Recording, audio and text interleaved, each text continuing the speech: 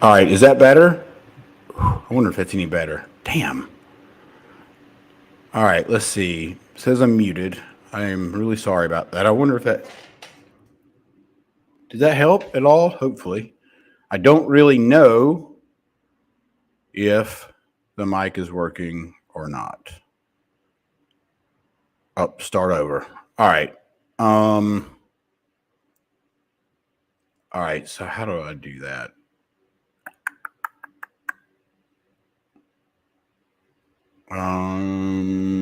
Damn. Give me 1 second here. Let me see if I can fix this before I end the broadcast because I really don't want to do that. It says my microphone is working just fine. So I don't really know. I don't know how it.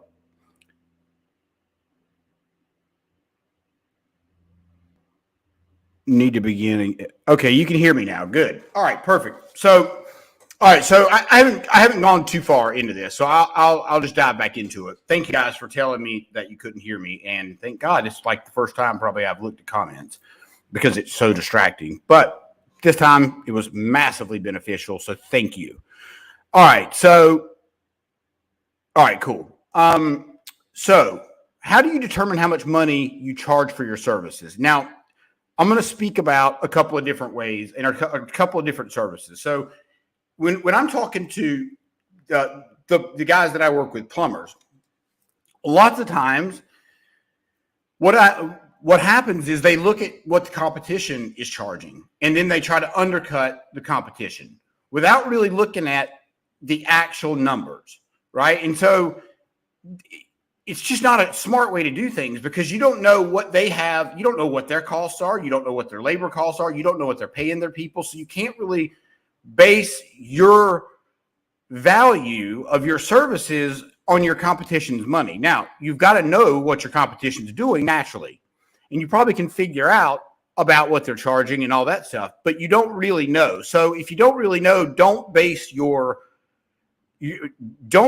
amount of money that you charge on a factor that's an unknown, and it's a big unknown in this situation.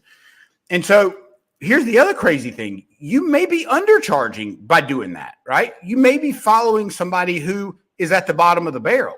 You may be following the guy that is barely hanging on, and you're pricing your prices on that guy's pricing model, and he's about to go out of business. But you don't know that because it doesn't look like he's going out of business. It looks like they're doing great, but you don't know. You just don't know.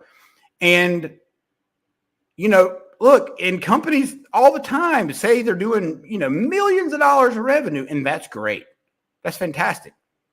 But my question is, how much profit are you making? I don't care how much revenue you make. That's great. I think that's fantastic. But I want to know how much revenue you're making. I'm not revenue, how much money you're taking home. How much money is the company profiting at the end of the year? And most likely, well, I say most likely, there's lots of times guys can't tell me those numbers. And it's not because they don't want to tell me the numbers. It's just because it's the lack of organization. And I understand that because I've been dealt with that forever. Right. I've had to put systems and processes in place in order for me not to drop the ball on things. Right. And in order for me to stay organized. And if you're talking about how you're pricing your services, it has to be in an organized way because people want to understand what they're getting. Right. And so, but sometimes it's really hard to put all that information into an agreement because lots of times, if you're like me, I'm a consultant. So when I come in, I may be coming in to train your sales team, right? But I can't just come in and train your sales team. I have to understand that your marketing is matching the sales team, right? If your marketing says one thing and your salespeople are saying something different, or your plumbers or your HVAC, whoever are saying something different, well, there's incongruence there. And if there's incongruence there, your product or service is not going to sell. And so here's the other part to that. Like if your staff in your office if you got a cancer in your office, those are things I have to address. So it's not like I just come in and just do your sales team. I have to look at everything. And to bring this into how I have to price my model out is I have to look at the value that I'm going to bring, right? So I have to look at what the revenue's doing. I have to look at what the profit's doing. I have to look at what, where there's errors in the profit and where there's errors in potentially errors in even wasting money. That good Lord, so many people waste so much money. It's not even funny because you just don't pay attention. I do the same thing. Look, this is how you can identify with this. The stupid apps on your phone. Guaranteed everybody has an app on their phone they're paying for right now that they don't know about or that they forgot about. Or if it's not right now, it's happened. I know for a fact it's happened, without a doubt. Because there's just too much going on in our daily lives for us to keep up with everything, lots of times. And when you're spread out over, it's like this broadcast is going 1, 2, 3, 4, 5, 6, 7 places. 7 places. So now y'all wonder why sometimes it's hard for me to get back to comments. Well, I'm shooting this thing out to 7 freaking platforms. And so that's my fault. I'm the one that's creating that. I get that. But I'm also trying to give as many people as much information as possible because I do want people to get better. I don't want you to struggle. I don't, because it's just you're not as productive if you're struggling financially. You're not as productive if you're struggling mentally, physically, even spiritually for that matter. And I know that, we're talking about how to determine how much money you charge. All these things make a difference, right? If you're stressed out about how much money you've got, you're not going to do as good of a job determining how much money you're going to charge for that customer. Think about this. If you're a business owner and you're hanging on by the threads, you're going to consider changing your price a little bit, right? You're going to consider lowering that price so you can make some money. And all of us have fallen into that trap. All of us. You've fallen into it and I've fallen into it. But here's what happens in that trap. And this is just the facts. And like it or not, this is what happens. If you take on that, let's just say that lesser than normal customer that you maybe wouldn't normally work with, maybe you take on an industry that is not familiar, or that you're not, or maybe it's somewhere where you could be way more beneficial somewhere else, but you take the job because you need the money. That's where I'm going. And so you compromise your values, you compromise your team's values. If you have a team, you compromise your family when you do that. You compromise your paycheck. So really you're compromising you because you because you got in a bind. And I understand that. I do understand that. And I cannot speak for you, but I can speak for me. I've been in those spots. But I'm in a situation now where I charge what I charge. And if you don't want to pay the price, that's cool. Like, don't get me wrong. Is there room for, I negotiate on not the price, but I negotiate on the terms from time to time, but I do that because that's smart. And I also charge what I charge because I know I'm going to 4 to 6x that number. Without a doubt, 4x it guaranteed. And so I'm not going to take on a job or a consulting job if I'm not going to do that. And that's just for me. That's not like the golden rule or anything like that. That's my rule for me. A lot of people shoot. Obviously I shoot for 10 times, but I can't guarantee 10 times. So I'm not going to tell you 10 times. I can guarantee you 4 times. So whatever that number is, I give you, you should stand to make minimally 4 times that amount of money within the time I'm working with you. Let me say that again. This is the guarantee, right? And I know my guarantee works or I wouldn't give it, right? I don't pitch small deals. Like, we're talking $55,000 to $100,000 sometimes. Usually it starts at 55. And so when you're talking about deals, like, sometimes those take time and sometimes they take a little bit more work. because there's a lot involved, and that's a lot of money for a lot of people, and that's a big investment. And the way I see this is that investment is really, it is 1,000% an investment, because you're going to make all 4 times the money back, and you're going to come out with a better team, and you're going to be more organized, and you're going to have a better process, because right now you probably don't have a process, and that's just the truth. You may have some sort of a process, but it's not the kind of process that you can leave for 2 months and leave your company and say, you know what? I can leave my company because I have systems and processes in place, and I don't have to worry about that. Now, can you say that? Because most people cannot say that, right? Most people can't say that. I can say that because it's just me and my other team, right? I have outsourced people, but it's just me. So I can say that. But guys, let's see. What do we got here? Do we have other? Okay. I thought we had other comments, but we don't. All right. So, oh, good. The subtitle was wrong. I didn't see that. I got distracted. My apologies. So how do you determine how much you charge? Well, when you're starting out, you got to really pay attention to this. And when you're leveling up, because here's the thing, and this is the God's honest truth. This happened for me, and this happened for my wife. When I started charging what I was worth, I started picking up the clients that I wanted to work with. And I stopped dealing with people that are tire kickers. Bottom line, I eliminated the people that wasted my time. And my wife, she is an amazing wedding photographer. And the same thing with her. I don't have time to deal with people that are not willing to put in the work. If you bring me on, well, basically it's a done for you damn service. And I say that because, like, as the owner, you really don't have to do a whole lot when I come in. Like, when I first come in, we have to have several meetings, and I have to get an idea of where your brain is at. I already have an idea. I already know I can solve the problem, but I just need to dig a little bit deeper. And I don't know, like, that's just my process. And then I go to work. But then the owner, like, you just kind of step to the side because, I mean, this could potentially hurt people's feelings. I don't know. But if you could have done it, you'd have already done it, right? If you knew how to solve your own problem, you would have solved it. If you had the tools and the systems and processes in place, you and I wouldn't be talking.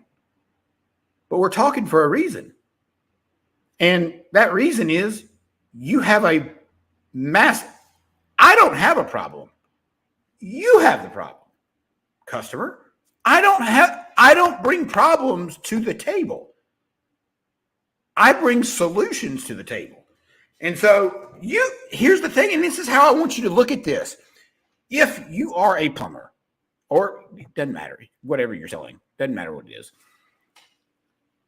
you're providing a solution to a problem. You're not providing a problem for a solution, right? A lot of salespeople think they're the problem.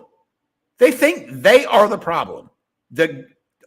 Just about every plumber I've worked with has that same mindset, right? Not the owners, right? They're past that, but a lot of the guys think that, and here's why. Well, think about this. If I've got, if I'm making $120,000 a year as a plumber, which is pretty normal, right? That's a normal salary for a plumber. And so if I'm making $120,000 a year and I have to pitch an $80,000 job, well, real quickly, especially if I'm a little bit green, I'm going to be thinking about, I can't afford an $80,000 whole house repipe.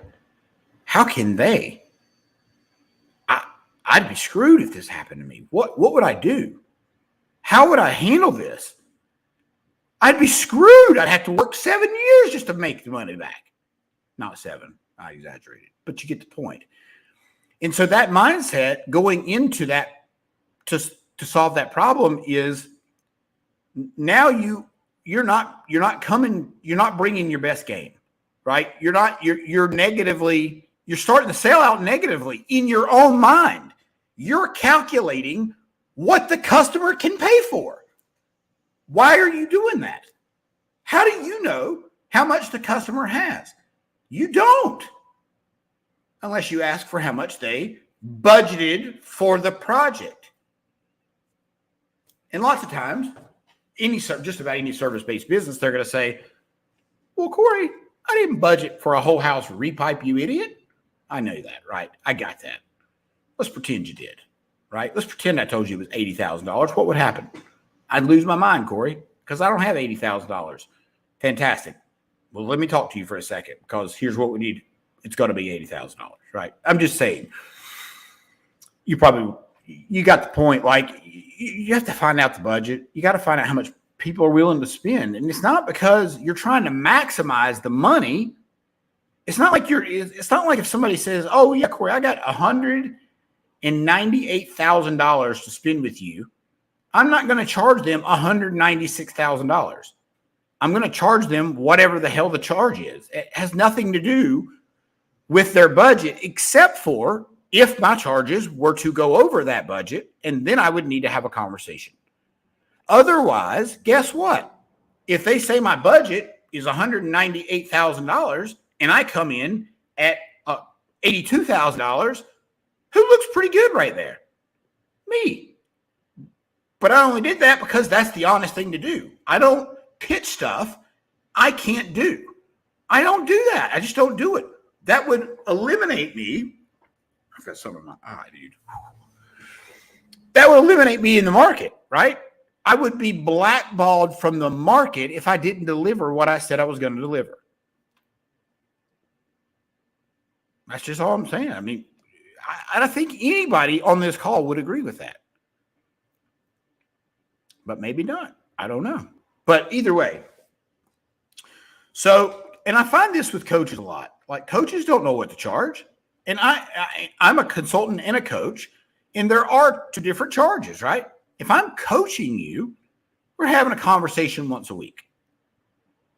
If I'm consulting with you, I'm fixing your problems. You're not fixing them. I'm fixing them, right? So that's why there is a massive difference in money. It's solving two different problems. Here's what you've got to understand too. When you're pricing out your product or service, you also got to factor in time. If it is a product, right? If it's something like, Jesus, e-commerce, I'm not even going to get into that too much because I don't know that much about it. But what I do know is a lot of these e-commerce guys price out their stuff just like I told you, race to the bottom, but they don't factor in the returns, right? They don't think about, what if this product fails and I have 100 returns at $9 a return? I'm out of business, right? Because my margins are only $2, right? Because I didn't do my homework. You got to do your homework, dude. You got to do your homework. And don't shortcut people, dude. Don't shortcut people, because it will bite you every single time. And I say every single time, but it will absolutely bite you. And maybe you don't care about that. A lot of people don't. A lot of people do. I have not mentioned Contractor Plus yet. And I want you guys to go check it out. If you're in the trades, you're in construction, I would almost argue that you've lost your mind if you don't go check this app out. I'm just telling you, because most of you guys are not organized. Most of you guys don't know how to price things out. Most of you don't know how to charge. Most of you don't know how to do invoices. Most of you don't know how to do a lot of these things that this one app will allow you to do all of those things. Not to mention like 7,000 other different things. And it's not overwhelming. It's pretty clear cut, if you ask me. And y'all know this. I am not personally a contractor. So like, I don't understand a lot of the stuff in that app, but what I do understand is the mechanisms that it provides in the app, and holy crap, and the app works. So I have used it many times. I've messed with it every day because I want to get more familiar with it. Links with your QuickBooks. It's integrated with Thumbtack, so your leads come in there. It has reminders, follow it, like, dude, like you're crazy if you don't go check this out. Just go to contractorplus.app and check it out. It's a free app up until August 1st. I mean, you don't get all the options with the free app, but you get a lot of them. You certainly get a great start. Like, you could probably run it on the free one, but I think the free one's ending in August 1st, if I'm not mistaken. But I guarantee you, if you go to that app or go to that website, I guarantee it'll probably tell you if the price is going up. So go check out my book. You see it running across the screen there. It's my sales process. It's my program that I coach people with. That's got steps in it. It's exactly the steps that I talk about. So if you want a shortcut to it, go download it. Then you download it for free on Kindle, or you could splurge, pull out your credit card and spend $6.99.